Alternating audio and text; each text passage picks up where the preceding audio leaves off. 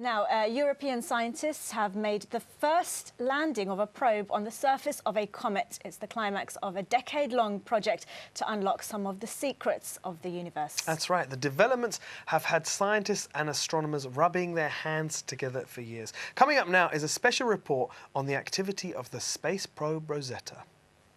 The Rosetta orbiter has been orbiting the comet for 3 months. During this time, it has observed and mapped the comet at distances ranging from 7 to 20 kilometres above the surface. This information is crucial for operational manoeuvres and preparing for the landing. This boulder, named Cheops after one of Egypt's Great Pyramids, was 40 kilometres across. Detecting boulders like this helped eliminate potential landing sites.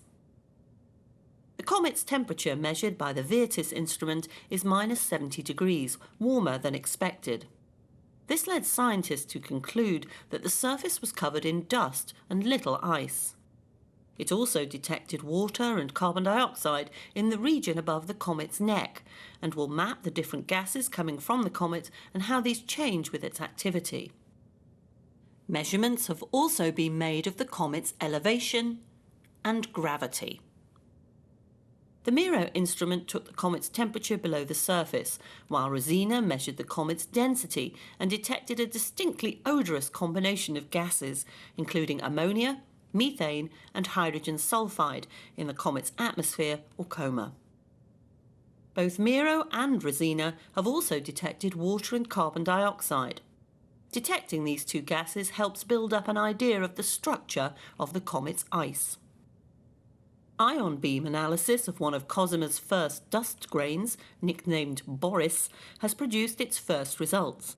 It detected magnesium, which was expected, and also sodium, which is of much more interest. There was even time for a selfie, and ground-based observation from the Very Large Telescope has shown the comet's coma stretching for 19,000 kilometres. More orbiter science results will be published in scientific journals, and the lander instruments will also provide further data during Philae's descent and from the surface. Rosetta's science will continue for more than a year, watching the comet evolve as it makes its closest approach to the Sun. That is pretty incredible. That is amazing. Honestly, really, the mind just boggles. And for Europe as well, that's huge. Oh, what a result for Europe. Of course. Indeed. Well, joining us now is Chris Bramley, who's the editor at the BBC Sky and Night magazine.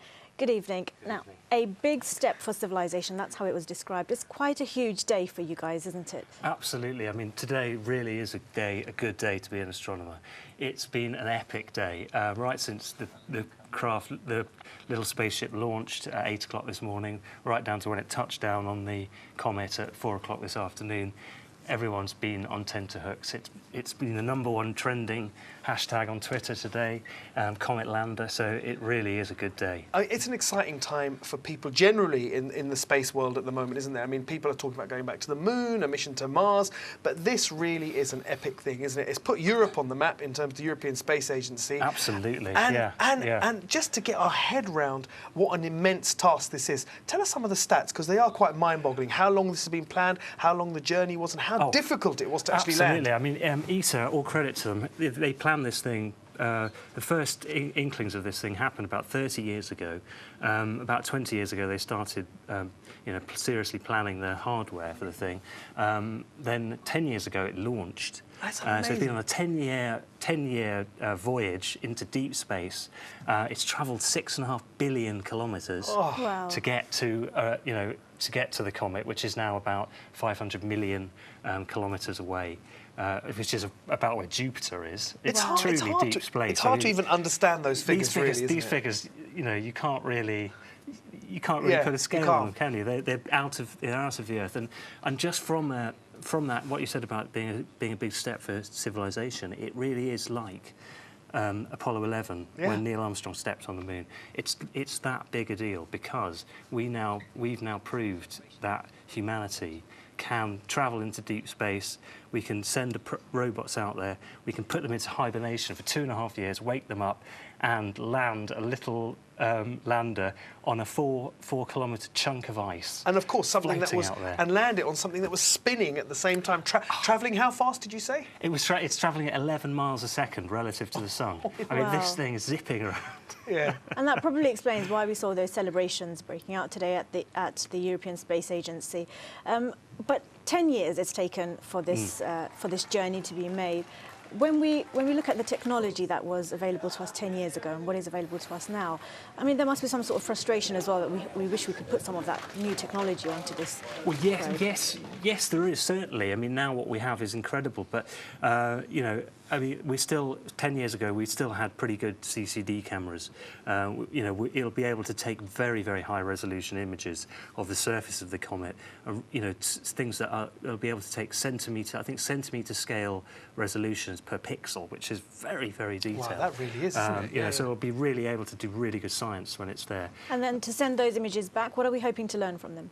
Well, we'll be able to learn a lot. One of the key things we're hoping to learn is does this comet have water on it? Because if it does, that will be a really good sign that one of the things that astronomers are thinking of is that comets delivered water to the early Earth, Yeah. and this will be a really good sign that it did. I mean, technologically, it is a marvellous thing. It's quite an incredible achievement. Yeah. And as Sadia said, what are we hoping to learn? OK, there could be water in it, but do we think, from a scientific perspective, that there might be some gems on this? And I don't mean gems in the sense of diamonds, but there might be some, you know, bits of information or science that are really going to change the way we understand the way either Earth was formed or the way the solar system was formed. Absolutely. One of the things that one of the experiments set up to do is to check the composition of the samples in situ when the thing's on there, and they'll be able to tell if there are any organic compounds on there.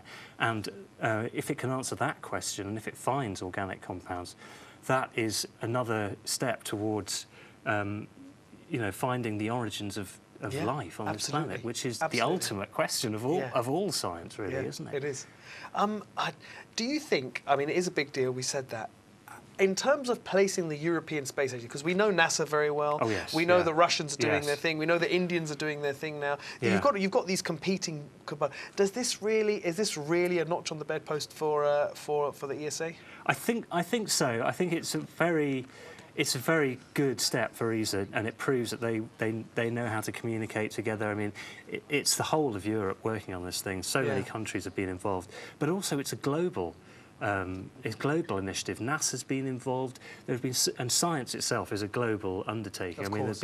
There've been scientists from all around the world helping out and sharing ideas and sharing information throughout the development period of the mission. So, while it has put ESA on the map, I think it is kind of, you know, just given the whole global scientific community a real boost. Yeah, absolutely. To prove what they actually can be done if you think big, you know. Yeah. And if people are following the events, how can they continue to do that? Is there a website they can go to get real-time images or anything like that? Yes, I mean, a great place to come is our Twitter feed. We were live tweeting today, but we'll be doing regular tweets as the science continues on that.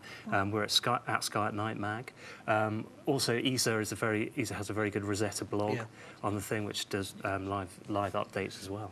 Fantastic. Well, look, Chris, thank you so much for joining us today. I can feel your enthusiasm. As you said just off air, you spend hours and hours looking at tiny points of light in the sky for days on end. And today, this really is a fantastic night. Well, look, do stay with us, because we're going to find out a little bit more later on, but we're moving on for now.